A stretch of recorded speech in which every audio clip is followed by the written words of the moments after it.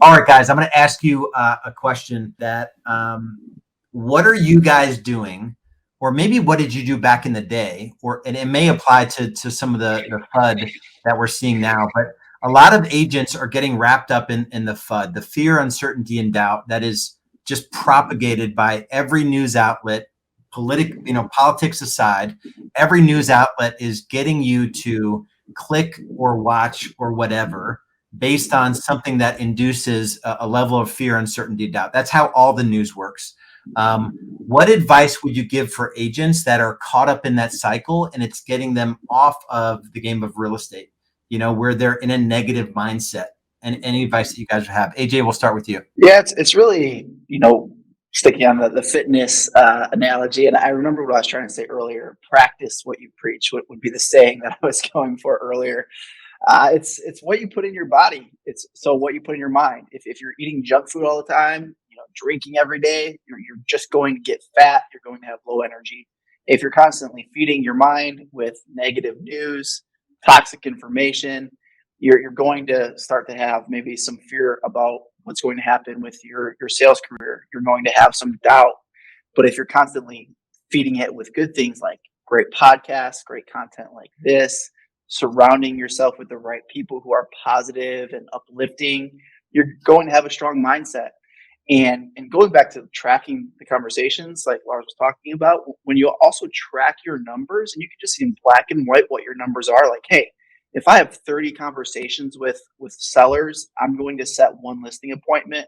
And if I set 2 listing appointments, I'm going to get 1 sale. When you have that data, and that's the data that you can track on your own, or you can have a coach that's going to help you track it using maybe some software, or heck, even a yellow pad, you can track it. It's confidence building, and it's things like that are really important. I think tracking is huge. Over the last couple of years, I've really gotten into tracking my passive income streams, my net worth, and the first of every month I do that, and I do it manually. I enjoy it. I like it. I like to see those numbers grow. And for me, going into an uncertain market, whether it be uncertain stock market, real estate market, the world seems like it's going crazy when you turn on the news. It's reassuring to know that my financial house is in order and it's growing because I'm tracking it. If I wasn't tracking it, there would be uncertainty there, and there should be, because if you're not tracking something, you cannot with some certainty know the direction it's headed, whether it's on the scale or in your finances, in your real estate business. So hopefully I didn't take all the answers, because I think my answer was really good. But I'll let you take a stab at it, John. Man, it just takes me back to the last time we had this fear, uncertainty, and doubt, has to take us back to the last recession. And when I was working in that time, my wife and I were expecting, and I just had to get intensely focused. And I think when you really analyze your thoughts, and if you're in fear, uncertainty, or doubt right now, like all of that's rooted in your past or in the future, but it's certainly not in the present. And if you can get so intensely focused on what is it that you can do, control the controllables today, that's going to help you move your business forward, and make that your whole focus. Like, you shouldn't be on the news. You shouldn't be on social media. You should be so busy doing what your business demands of you right now that you can't think about the past or focus on the future. You just have to be rooted in those activities that are going to get you out of the hole that you're in, or get you to the other side of that, mountain that you're trying to climb. So, right, what is that for you right now? Like, only you can answer that. When I was in 2008 turmoil, it was like, okay, I got to figure short sales out. And I'm like the least detailed guy on the planet. And I try to be least detailed guy on the planet going through short sales. And it's just like, it's awful, right? But if there's a will, there's a way. So I found somebody who was willing to kind of do the back end detail work, and all I had to do was go get more and put them in the hopper. And I remember going to it was like a cocktail party thing for my chiropractor, and she had just launched a new business, and she was in her own fear, uncertainty, and doubt. She's like, I'm going to throw this cocktail party. We're going to get people, and hopefully I'll get clients from it. And I was there, and people were like, what do you do? And I'm like, I do real estate. And, just putting myself out there and trying to find the next deal that hopefully wasn't a short sale.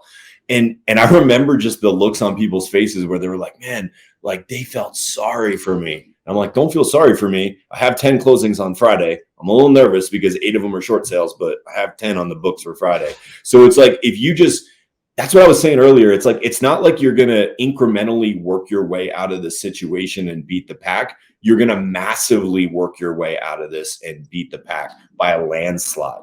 And there's going to be so much opportunity if you'll take that level of intensity and focus into your real estate business. And will it be uncomfortable, to your analogy of fitness? Absolutely. But all growth is uncomfortable at first.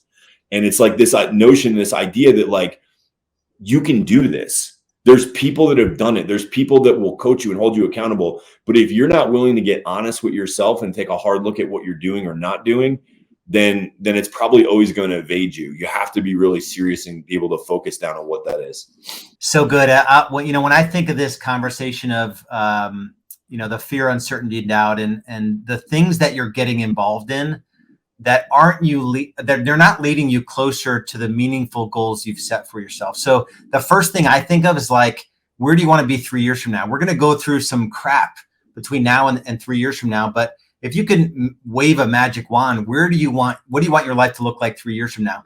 That might be the thing that helps you do the things you don't want to do on a daily basis. So a 3-year vision, and break it down into, what do I need to do today to be that person I want to be 3 years from now? And then just one more thing that comes up is, as hearing you guys kind of walk through it, it's kind of like this vicious cycle versus like what a virtuous cycle could look like. What you're talking about, keeping yourself in a good mind space and ignoring the news, monitoring the time that you're on social media. That's a virtuous cycle that will lead you, to do the activities required to be successful. And then you'll have 10 closings on a Friday. And agents that just got out of the business will be like, man, I don't know how you're doing it. You must be sucking wind right now. But no, I'm crushing it because I just refuse to accept that the status quo is going to be my outcome in this industry. But then you have this vicious cycle, which is, and I actually experienced it a little bit. I was really out of the news for probably 12 years or so. But when you start to plug in to anyone that is sort of like doom and gloom, like, let's take the potential that the US economy is weakening on a global scale.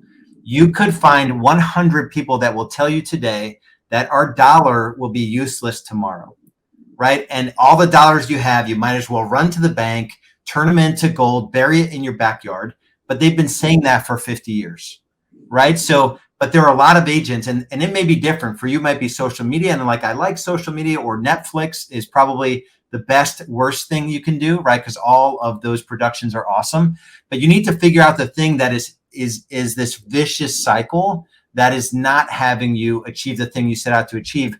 And one visual that I see is, like, you guys know, some horses have to run with blinders.